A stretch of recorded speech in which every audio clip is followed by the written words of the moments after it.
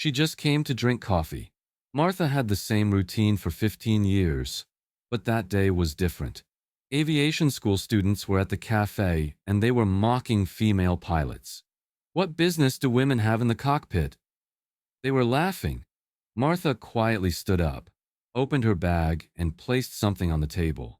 It was a Top Gun badge from 1986. Welcome to Stories of Honor. Before we begin this powerful story of hidden expertise, gender prejudice, and a forgotten legend, tell me in the comments which city you're watching from today. And if you believe stories like this need to be remembered, hit that subscribe button and help us keep these stories alive. Sunrise Cafe was located in a two-story brick building on the corner of the town's central main street. It opened its doors at 7 a.m. every morning, a place where locals gathered for coffee breaks. Aviation posters, antique airplane pictures, and forgotten war aircraft photos hung on its walls. Martha Henderson, 68 years old, medium height, with gray hair in a neat bob cut. She came every morning at 7:15, chose the same corner table, ordered black coffee, and quietly read her newspaper. The same routine for 15 years. An unchanging order. The coffee shop staff knew her, but didn't really know her. They called her Teacher Martha because they assumed she was a retired teacher. She was polite, kind, never caused any trouble. She would pay her bill, say, "Thank you," and quietly leave. Her bag was always with her. Old-fashioned, brown leather, worn corners, but quality. No one had ever wondered what was inside. They knew nothing about Martha's private life, where she lived, whether she had family, her past. Nothing. But for Martha, this coffee shop was special. The aviation photos on the walls took her back to the past every morning. The F-16 fighter jet photo, Top Gun movie poster, old pilot uniforms. These items reminded her of another time. Martha's daily routine operated with mathematical precision. She would arrive at 7:15, buy a daily newspaper from Newsstand Joe, sit at the corner table, tell waitress Lisa the usual, and quietly watch outside until her coffee arrived. Other customers came and went. Martha stayed. Businessmen would grab their coffees and rush off. Mothers would come with children, creating chaos. University students would sit for hours with their laptops. But Martha was different. She would just be there. Waitress Lisa, a 23-year-old young girl, liked Martha but didn't have deep conversations with her. "Good morning, Mrs. Henderson. Your usual coffee." "Yes, please, Lisa. Nice weather today." "Yes, it is." Such short conversations. Cafe owner Frank Miller, 55, saw Martha as an ideal customer. She never caused problems, sat quietly, paid her bill, and left. "I wish all customers were like Martha," he would often say. But none of them knew who Martha really was. When she read her newspaper those mornings, her eyes would linger on aviation news. New fighter jet technologies, pilot training programs, aviation accidents. A slight smile would appear on her face when reading these news. That Tuesday morning, everything started differently. Unexpected customers came to the cafe. 6 young students from Riverside Aviation Academy. Ages 20 to 25, energetic, noisy, and self-confident. The group leader was Jake Morrison, 24, tall, athletic young man. Someone with a military father background who saw himself as a future Top Gun pilot. His friends Marcus, Ryan, Tyler, David, and Sam, all with the same confidence, same arrogance. When they sat at the big table, the cafe's atmosphere changed. They were talking loudly, telling pilot stories, calling each other Ace and Maverick. Martha was quietly drinking her coffee at the corner table, reading her newspaper, but her ears were on them. "I made a great flight in the simulator today," Jake boasted. Even the instructor was impressed. "I did better," Marcus replied. "I pushed the G-force up to 7.5. Ryan laughed. "You guys haven't seen anything. Real combat flying is something else." "Yeah, but female pilots can never reach our level," Tyler said, raising his voice slightly. Martha's hand stopped over her newspaper. The conversation gradually became more discriminatory. Jake pointed to the Top Gun poster on the wall. Look at that movie, Male Pilots, because the cockpit is man's work. David agreed. Women are too emotional. They can't make right decisions under stress. Sam added, their physical strength isn't enough either. Do you think they can withstand G-force? Martha folded her newspaper, but was still silent. Ryan continued, female pilots are just media show. Real war needs male pilots. You're right, Jake said. Women should stay where they do makeup. What business do they have in the cockpit? Laughter rose. Other customers in the cafe started getting uncomfortable, but no one said anything. Waitress Lisa was getting angry, but didn't dare intervene. The students were customers, and Frank didn't want to lose customers. Martha finished her coffee. She pulled her bag closer, but she was still motionless. Look at that old lady, Tyler said, pointing at Martha. Even she knows less about aviation than us. Jake laughed. Yeah, old grandmas can't fly planes. This last sentence was too much for Martha. Martha quietly stood up. She took her bag and walked toward the young men's table. Her steps were calm but determined. Excuse me, she said in a polite but clear voice. 6 young men turned to her, Jake with a mocking smile. Yes, Grandma, what do you want? Martha put her bag on the table. You were talking about female pilots. Yeah, so what? Marcus said. You have wrong information. Ryan laughed. What do you know about piloting, Grandma? Martha opened her bag's zipper. She took out a small leather wallet from inside. When she opened the wallet, what was inside shocked everyone. A Top Gun badge. Shiny original. Dated 1986. What is this? Jake asked, surprised. Top Gun Naval Fighter Weapons School graduation badge, Martha said calmly. Silence. Absolute silence. Is this yours? David asked, doubt in his voice. Martha smiled. Yes, I graduated in 1986. 6 young men looked at each other. Was this possible? Was this old, quiet woman a Top Gun pilot? Jake recovered first. This badge could be fake, bought from the internet. Martha took out something else from her bag. Pilot license, dated 1975. It read, Captain Martha Henderson, U.S. Navy. Is this fake too? Martha asked. Marcus examined the license.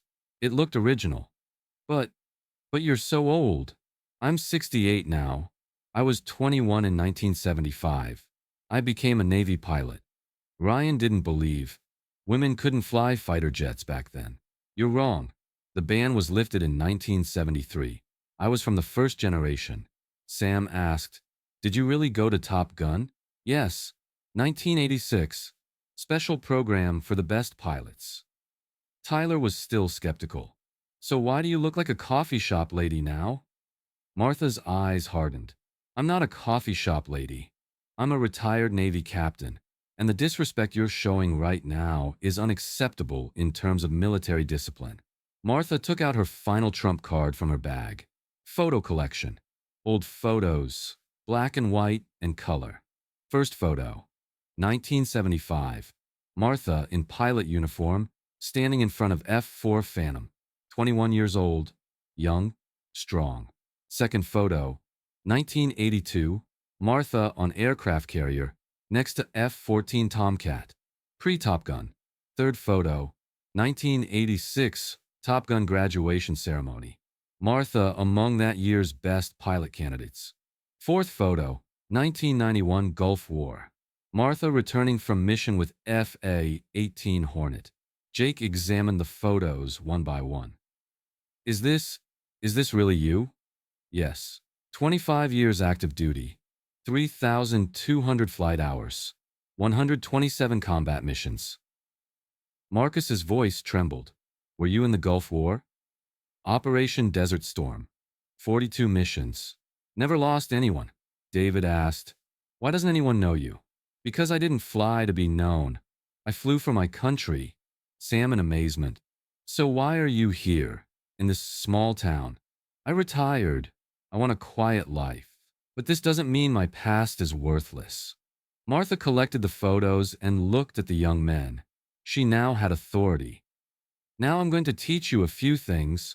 Jake was quiet but listening. First, piloting is not a gender issue. It's a skill issue. Some of the best pilots are women. Second, respect is earned with achievement, not age. When I was your age, I was already a combat pilot. Third, real pilots never talk too much, because in the sky, you need to fly, not talk. Marcus tried to apologize. Ma'am, we didn't know. You didn't need to know, but you needed to show respect. Ryan asked, so what can you teach us now? Martha smiled. First lesson, never underestimate anyone. Second lesson, learn to listen.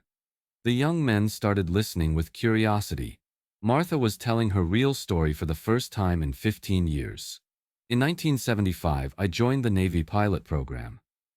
Back then, there were only 20 women among 2,000 men. On the first days, they mocked me. They said, what's a woman doing in the cockpit? Just like you. Jake was ashamed. So how did you succeed? I worked hard, twice as much as the men. Every test, every flight, every simulator, I had to be perfect. In 1978, I made my first carrier landing. I succeeded on the first try. Many male pilots need several attempts. Tyler was surprised. Isn't carrier landing very difficult? The most difficult maneuver, but I was prepared. In 1986, I was selected for Top Gun. Only 2 women that year. I was one of them. Sam curiously, what was Top Gun like? Hard? Very hard, but fair. Only skill counted there. I made the best simulator score. The instructors were surprised. David, what was it like in real war? Terrible, but necessary. I was protecting my country. Martha's voice became serious. War memories weren't easy. 1991, Gulf War. I was stationed on USS Theodore Roosevelt. In my first mission, we targeted Iraqi air defense systems. It was very dangerous. Missiles, radar locks, fighter jets. Jake held his breath. Weren't you scared? Of course I was scared, but fear helps you focus. My hardest mission was near Baghdad. 2 F-16s were following me. Marcus, what did you do? Evasive maneuvers. Then I counterattacked them. How? I hid in the clouds, disappeared from radar, came from behind. Ryan, did you shoot them down? Number they escaped, but I completed the mission. In 42 missions I never took damage. Never lost anyone. Sam admiringly, you're a legend. Number I just did my job. The young men were curious about Martha's retirement story. Tyler asked, why did you retire? I served 25 years. I thought it was enough. So why do you live here? I got tired of big cities. This place is peaceful. David, doesn't anyone know your real identity? They don't need to know. I just want to be Martha. Jake, but you're a hero. Heroism is not bragging. It's doing your duty quietly. Marcus, did you ever regret it? Becoming a pilot? Never. It was my best decision. Ryan, did you face difficulties because you were a woman? A lot, but it made me stronger. Sam, teach us then. Martha smiled. I have a lot to teach you. Everything changed after that day. Martha was no longer just a quiet woman drinking coffee. She was the mentor of young pilot candidates. She continued coming every morning, but she wasn't alone anymore. 6 young men were waiting for her. What did you learn in the simulator today? She would ask. Jake, we practiced stall recovery, but I struggled. Stall recovery is very important. Let me show you. Martha was drawing airplane diagrams on napkins, making technical explanations. Marcus, how do you know so much? 3,200 hours flight experience. I've experienced every situation. Tyler, what was your biggest mistake? In 1983, I came too fast on carrier approach. I almost crashed. David, how did you save it? Composure. If you panic, you die. Ryan, what's your most important advice to us? Never follow your ego. The sky doesn't forgive ego. Sam, what about fear? Fear is normal, but controlled fear turned fear into discipline. Martha's story gradually spread through the town. But Martha didn't want this. Cafe owner Frank was surprised. Martha, were you really a pilot? Yes, Frank, but please don't make a big deal of it. But this is incredible. You're a hero. I'm just Martha. Martha who drinks coffee. Waitress Lisa was proud. 15 years here, we never knew. You didn't need to know, Lisa. Past is past. But for the young pilots, Martha's past was very valuable. They learned something from her every day. Something new was added to the cafe wall. Martha's 1986 Top Gun photo. At Frank's insistence, Martha, this photo should stay here. It's inspiring. Martha reluctantly agreed. Okay, but no other photos. Deal. This story teaches us expertise never disappears, it just hides in different ways. Martha Henderson protected her country in the sky. Now she protects the young generation in the coffee shop. Prejudices are easy, but seeing the truth is hard. The quietest person sometimes has the strongest story. Look at elderly people, people in quiet corners with different eyes. You can never know what stories are in their past. And remember, real heroes don't brag. They only emerge when necessary. Have you ever regretted underestimating someone? Have you seen unexpected strength from an elderly person? Share in the comments. If this story touched you, subscribe to Stories of Honor, because we'll continue telling the stories of hidden heroes. See you in our next story. Until then, look at the ordinary people around you with a little more respect, because the person protecting them might be someone you never expected.